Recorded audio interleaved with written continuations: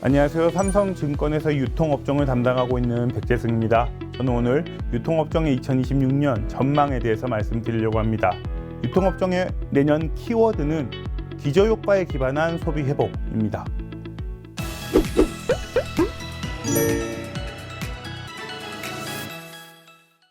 네, 2026년 유통업종 전망 말씀드리겠습니다. 우선 한국 소비시장부터 먼저 전망을 해보겠습니다. 저희가 생각하는 2026년의 소비 흐름은 기저효과에 기반해서 회복세가 조금 더 두드러질 것이다 라고 생각을 하고 있습니다.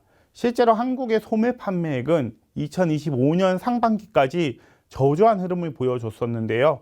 하지만 2025년 3분기에 정부가 지급한 소비 쿠폰의 효과로 소비의 회복이 시작이 되었으며 4분기에도 이러한 흐름이 좀 이어지고 있는 상황입니다. 이런 2025년 상반기에 저조한 소비에 기반해서 최소한 2026년 상반기까지는 기저효과로 인한 소비의 회복이 조금 더 두드러질 것으로 생각을 하고 있습니다. 앞서 말씀드린 바와 같이 3분기 소비 쿠폰 효과로 인해서 소비의 회복이 이제 진행이 되었고, 그로 인해서 지금 현재 소비 심리 지수는 8년 만에 최고치를 기록하고 있는 상황입니다. 사실 참 반가운 소비의 회복 흐름인데요. 최근에는 반도체와 자동차 업종의 수출의 회복에 힘입어서 내년에도 소매 판매액의 회복세가 좀 이어지지 않을까라고 기대를 하고 있습니다.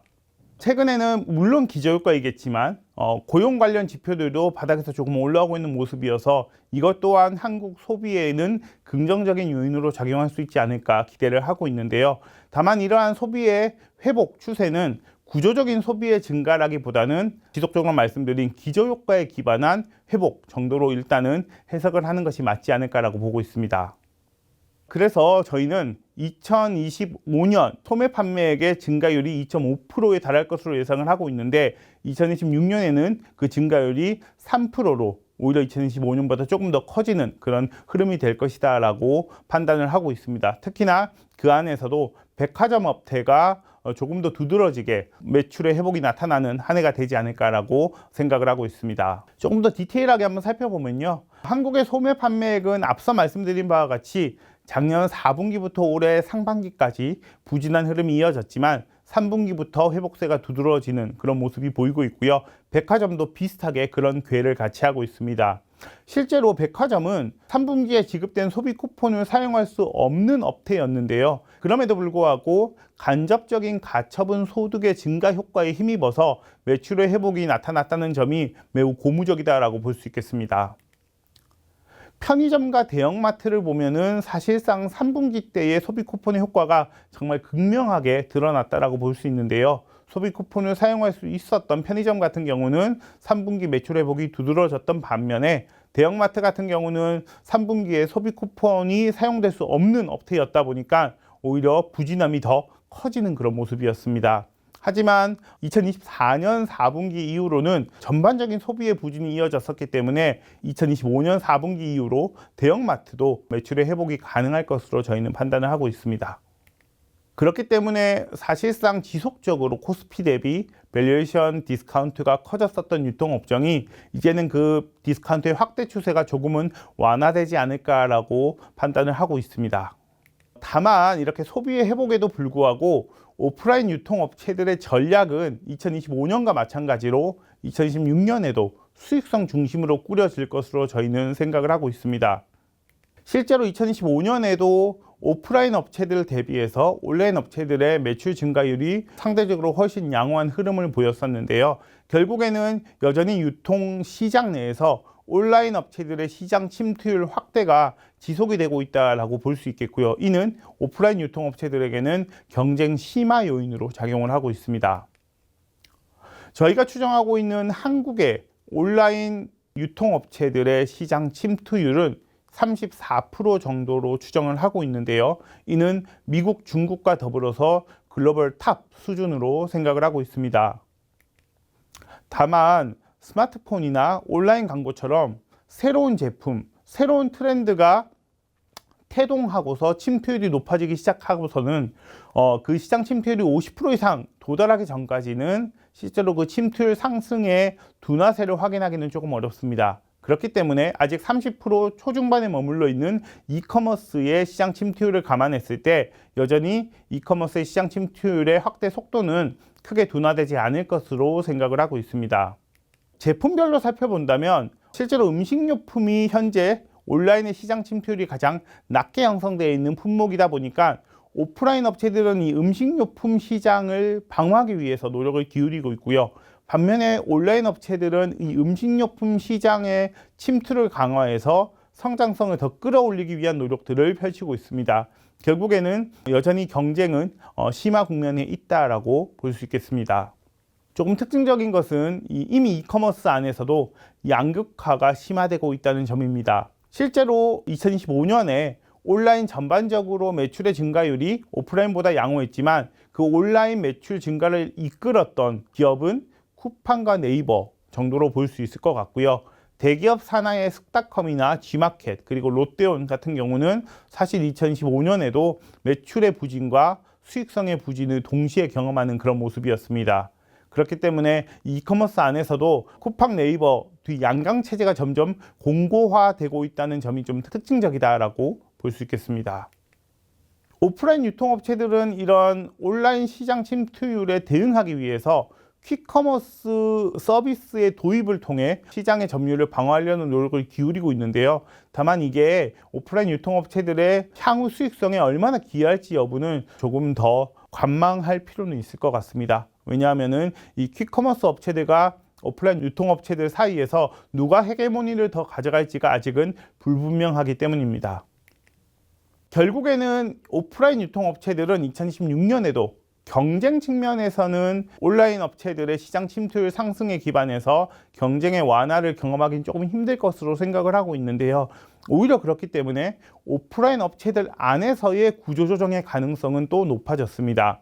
이미 대형마트 같은 경우는 2등 업체인 홈플러스가 기업회생에 돌입하면서 영업의 흐름이 2026년에도 순탄하게 이루어질지가 사실 관전 포인트가 될 것 같고요. 만약에 홈플러스가 오프라인 점포들을 폐점하는 단계에 이르게 된다면 남아있는 이마트나 롯데마트의 상대적인 수혜가 가능할 수 있습니다.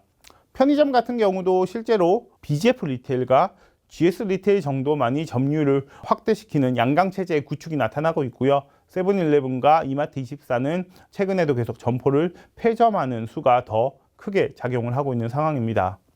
결국에는 이런 오프라인 유통 업체들 안에서의 구조조정이 얼마나 본격화될 것인가도 2026년 유통업종을 바라보는 관전 포인트가 될 것으로 생각을 합니다. 결국에는 이런 유통시장의 흐름 속에서 저희는 백화점 업체가 상대적으로 더 양호할 것이다 라고 판단을 하고 있습니다. 크게 두 가지 이유가 있는데요. 우선 첫 번째는 2025년에 코스피 지수 그리고 미국의 나스닥 지수 보시면 아시겠지만 금융시장의 호조가 지속이 되면서 부의 효과를 기대할 수 있습니다. 특히나 이런 금융시장의 호조로 인한 부의 효과는 일반적인 생필품이 아니라 명품 중심의 구매를 더 촉발시키는 요인으로 작용을 할 수 있는데요.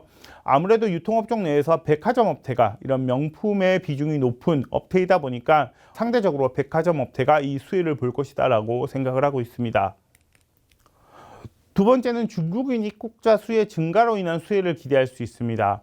9월 말부터 중국인 단체 관광객에 대한 무비자 입국이 허용되었을 뿐만 아니라 최근에 불거진 중일 갈등 속에서 한국으로의 중국인 유입이 조금 더 커질 가능성이 제기되고 있는데요. 사실 이런 흐름이 과거에는 면세 사업의 수혜로 작용을 했겠지만 지금 높은 원달러 환율을 감안하면은 면세보다는 오히려 백화점이 수혜를 볼 수 있는 환경이다라고 저희는 판단을 하고 있습니다. 그렇기 때문에 저희는 이 전체 유통시장 내에서 상대적으로 백화점 업체를 선호를 하고 있습니다. 그리고 그에 기반해서 종목 픽을 해야 될 것 같은데요. 저희는 탑픽으로 신세계를 추천드립니다. 앞서 말씀드린 바와 같이 금융시장의 우호적인 환경 그리고 외국인 유입 증가가 상대적으로 백화점에 더 우호적으로 작용할 가능성이 있다라고 생각을 하고 있고요.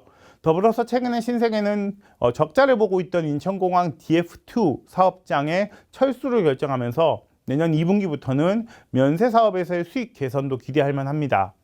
최근에 서울 고속버스 터미널 부지 개발 이슈가 화두가 되고 있는데 신세계가 거기에 70%의 지분을 보유를 하고 있죠. 결국에는 전략적으로 봤을 때 이커머스의 침투 확대에 대해서 백화점 업체인 신세계는 오프라인의 복합 개발을 통한 공간을 활용한 이 고객의 유입을 대응 전략으로 내세우고 있다라고 보고 있는데, 그런 점들도 상대적으로 긍정적으로 판단을 하고 있습니다. 이마트 같은 경우도 단기적으로는 관심 종목으로 좀 볼 필요가 있다고 생각을 합니다. 사실 2025년에 이마트의 키워드는 오프라인 통합 구매로 인한 수익성의 개선이었지만 사실 그게 가시적으로 드러나진 않았습니다. 그 이유는 사실은 매출의 회복이 전제될 때 이런 수익성의 회복도 충분히 가시화될 수 있기 때문인데요.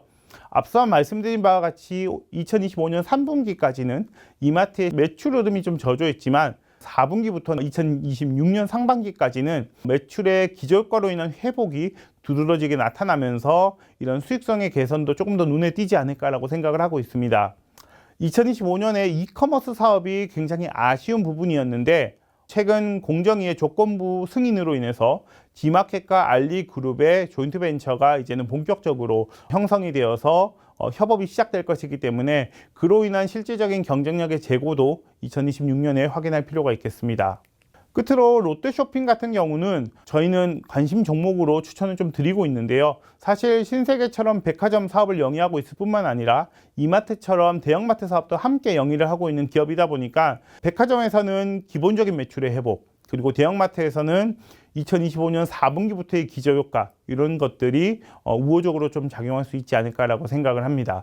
다만 저희는 상대적으로 백화점을 훨씬 더 선호하기 때문에 그 안에서 롯데쇼핑보다는 신세계를 조금 더 탑픽으로 제시를 하고 있습니다. 제가 오늘 준비한 내용은 여기까지입니다. 2025년 3분기부터 소비의 회복이 두드러졌는데 실로 반가운 흐름이 아닐 수 없습니다. 이러한 흐름이 좀 지속이 되어서 유통업체들의 실적도 잘 개선되는 2026년이 되었으면 좋겠습니다. 감사합니다.